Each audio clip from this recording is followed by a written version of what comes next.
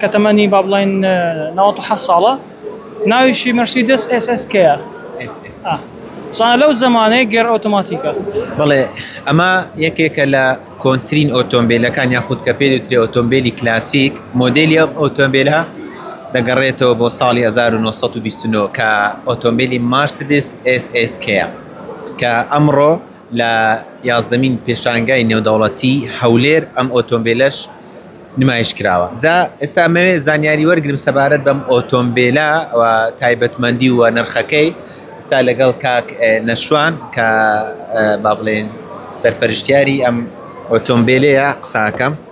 کاک نەشوان سڵاوت لێبێ. وعليكم السلام باشی. کاکە ئەگەر دەمەوێت زانیاریم بدەیت لەسەر ئەم ئۆتۆمبیلەکەی دروست کراوە بۆ کەی دەگەڕێتەوە ئەم ئۆتۆمبیلەوە تێچووەکەی نرخەکەی چەندە؟ با یەکەم شت با باسی نرخی بکەین. نرخەکەی تقریبا دەگاتە 5 دەفتەری ئەوەی دیکەش موديلي 1929 كتمني بابلاين نواطو حصالة ناويشي مرسيدس اس اس كي صار لو زمانه غير اوتوماتيكا لصالي 1929 باشە تایبەتمەندی چییە و ماسەفاتانە چیە لەم ئۆتۆمبیلە هەیە؟ والله هیچ مواصفات چینیە بس سەرنج ڕاکێشە هەموو کەسێک تەماشای دەکا بەڵام دەزانێت چکە ئەو کات با بڵێن قایشش نەبوو ئەو شتانەش نەبوو یعنی لە بوو سەیفتی هیچی نەبوو بەس ئەو سیارەیە بەڕاستی سەرنج ڕاکێشە من کە هینام لە شەریکە هینامە ئێرە یعنی ڕێەکەی نێزیکە نازانم چەند کەس ئەمەنیان ڕاگرت کە بەس تەسویرکەم یعنی شتێکی زۆر سەرنج ڕاکێشە.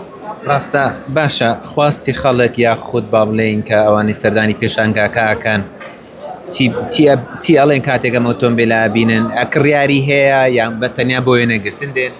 والله كرياري لوانيا هبي چکە دو سێ کەسێک ڕقەمیان وەگرتیە لە بۆ ئەو سیارەیە چکە بەڕاستی زۆر جوانە ئەوە طبعا ئیش دەکا یعنی ئیش پێ بکە یەکسەر ئیش دەکا و دەڕوا هیچ کێشەی نییە ئەوە لە بۆ شوێنێکی جوانە ها قەسڕەکەت هەبی لە قەسری خۆدانێ مەطعمەکەت هەبێ شوێنەکەی ئەو هەیە مەسەلەن خەڵک چی ئەڵێن کاتێک ئەم ئۆتۆمبیلانە ئەبینن ئەوان باسی چیەکەن سەرنجیان ڕاکێشێ؟ یەکەم شت لە نرخی دەپرسن مودێل ئەوە سیارەیەەکە چکە ئەو سیارانە گەلە گەلک ینی دەکمەنە کەمە نییە لێرە